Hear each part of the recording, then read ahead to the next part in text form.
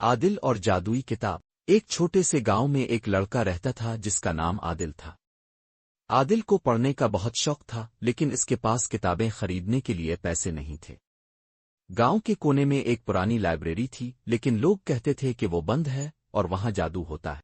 ایک دن عادل اپنی ہمت جمع کر کے لائبریری میں چلا گیا۔ اندر ہر طرف دھول تھی اور پرانی کتابیں الماریوں میں رکھی تھیں۔ اچانک اسے ایک چمکتی ہوئی کتاب نظر آئی۔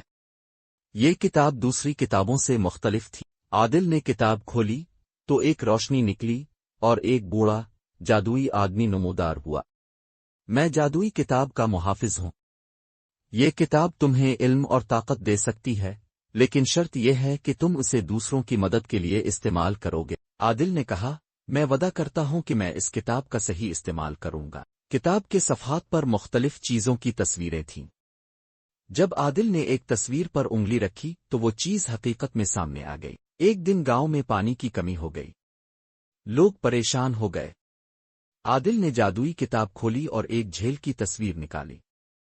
جھیل گاؤں کے قریب ظاہر ہو گئی اور سب کو پانی ملنے لگا۔ پھر ایک رات گاؤں میں چور آئے۔ عادل نے کتاب سے ایک محافظ کی تصویر نکالی اور ایک بڑا محافظ نمودار ہو گیا۔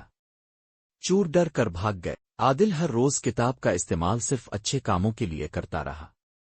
لیکن ایک دن کتاب کے محافظ نے کہا، عادل اب تم نے بہت کچھ سیکھ لیا ہے۔